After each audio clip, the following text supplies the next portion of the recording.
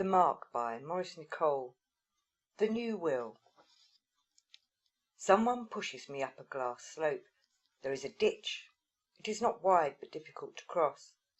The difficult to cross ditch at the top of the slope is full of the bones of prehistoric animals, the remains of violent things, of beasts of prey, of monsters, of snakes.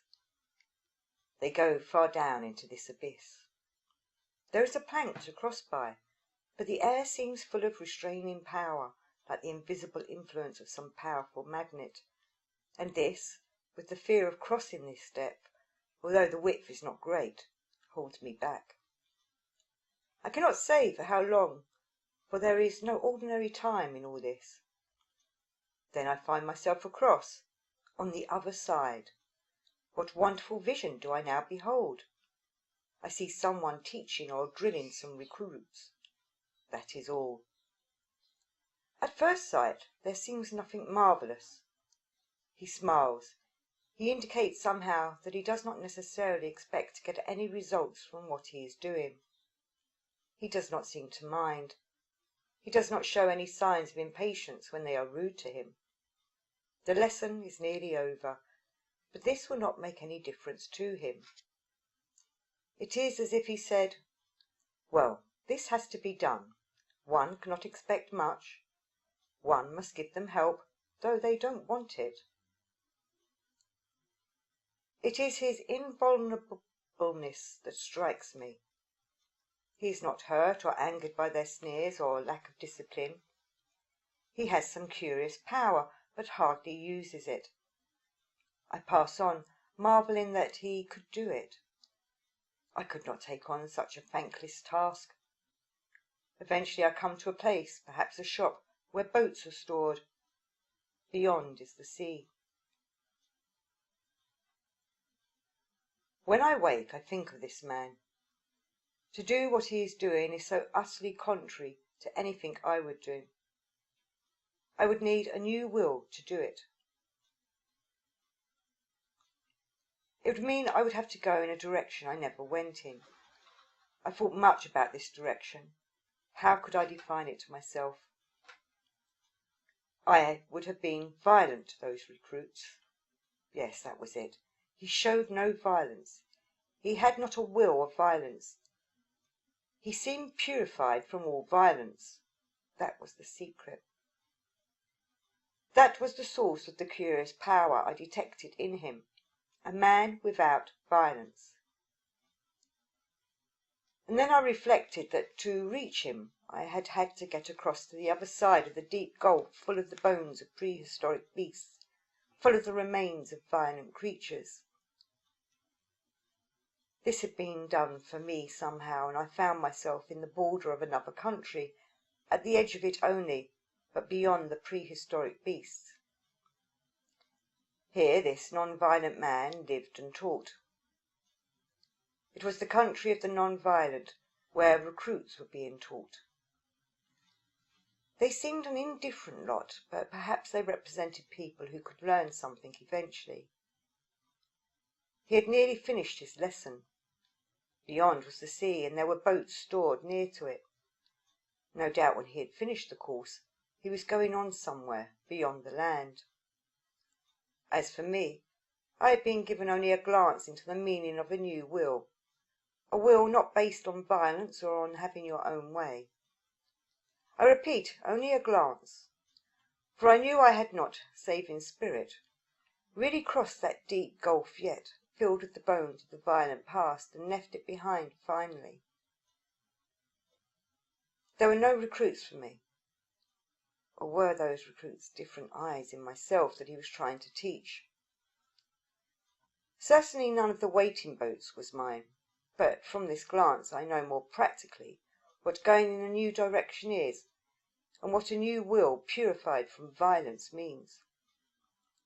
I know also that the possibilities of following this new will and new direction lie in every moment of one's life, and that I continually forget.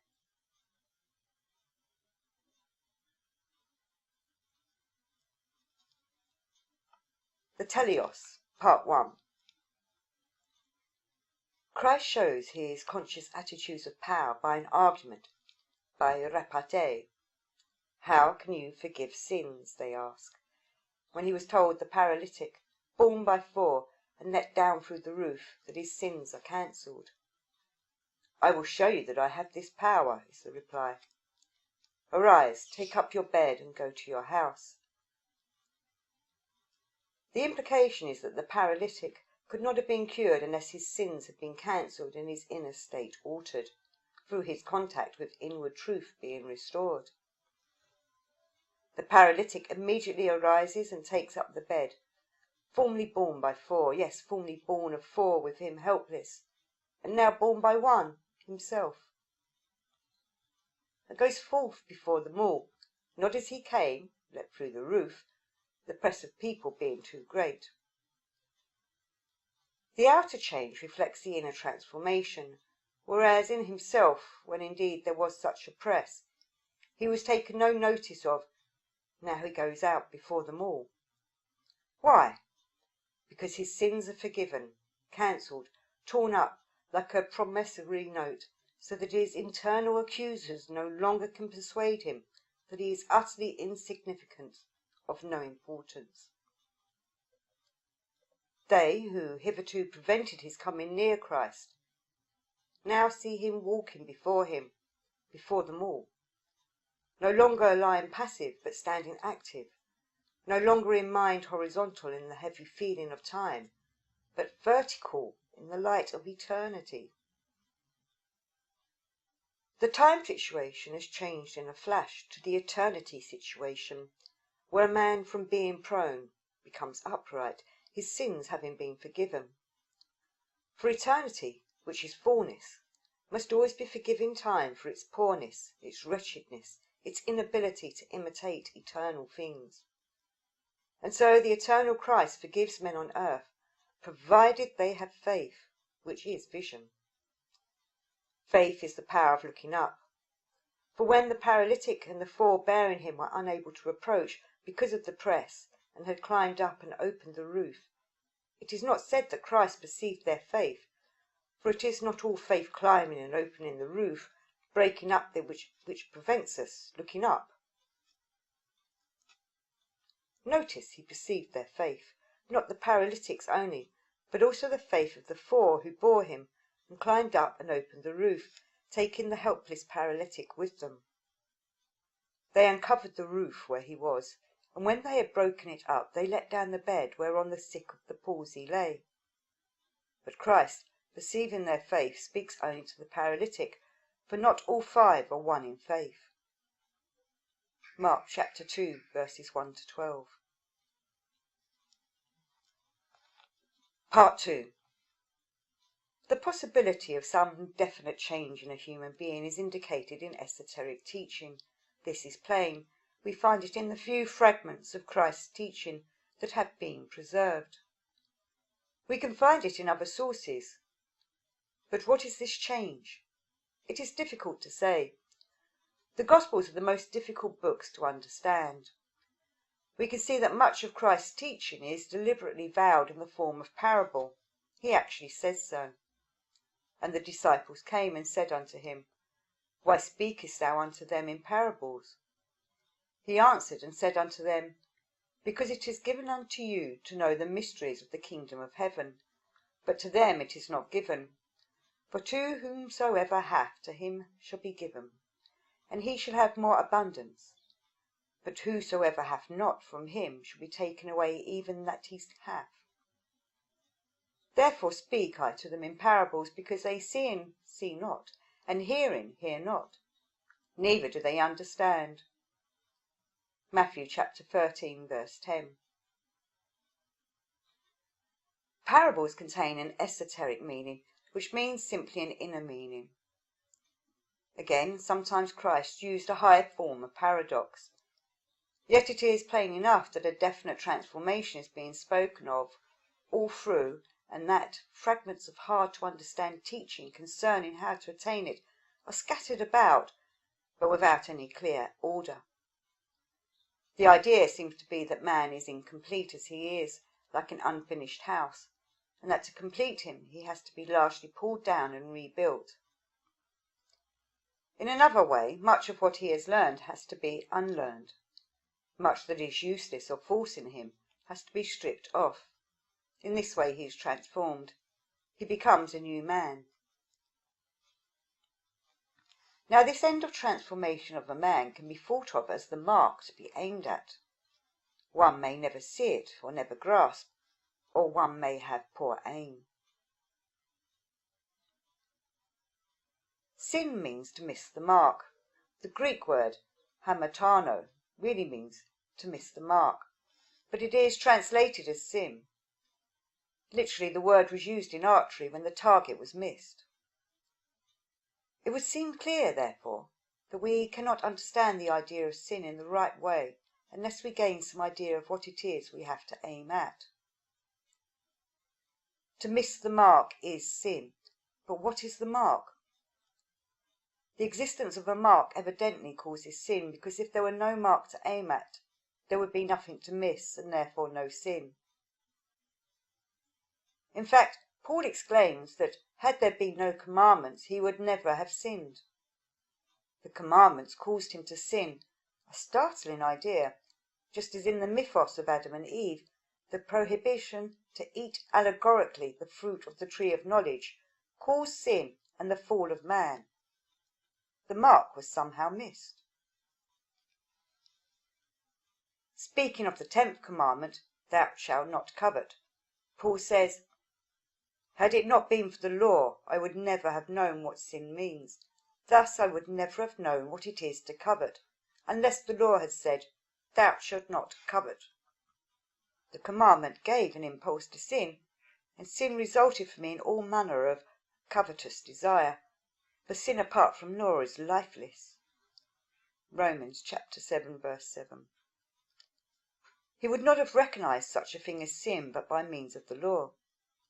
He was alive and flourishing, he says, without the law, but when the commandment came, sin came alive and I died.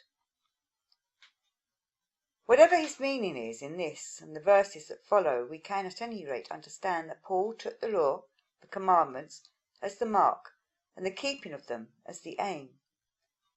But he says more than once that no one can possibly keep the 10 commandments, and that man cannot be saved by the law, but only be condemned. He says Christ came to do what the law could not do. In Romans 7, he sees that the law is spiritual, verse 14. So then with the mind I myself serve the law of God, but with the flesh the law of sin.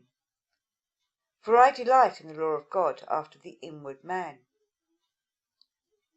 Notice now how he places the feeling of I in the inward man, not in the outer or carnal man.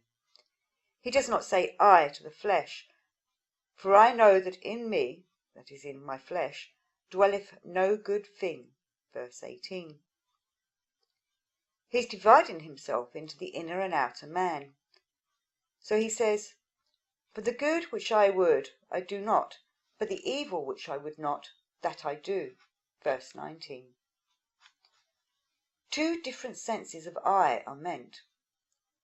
It is not the same I that would and does not, or would not and does. Let us call one of these it.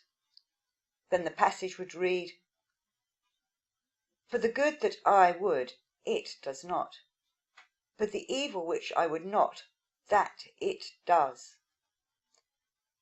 It then becomes clear why he goes on to say, now if I do that I would not, it is no more I that do it. Verse 20. It does it, not I. So he concludes that to this part of him that does what he would not, and does not what he would, he can say, this is not I. Through this, the feeling of I is withdrawn from it and concentrated in the inner man. It is said at the beginning of chapter 8 that the commandments failed to set men free because no man could keep them. Therefore Christ came to do what the law could not do, that the ordinance of the law might be fulfilled in us, who walk not after the flesh but after the Spirit. Verses 2 to 4. The teleos is to free us, for Christ is the end, teleos, of the law unto righteousness to every one that believeth. Chapter 10, verse 4. The mark is the end, and this is conforming to the image of his Son, the firstborn of many others. Romans chapter 8, verse 29. You cannot start with the law. Paul's whole teaching is based on the forming of Christ in you. Then the keeping of the law follows naturally.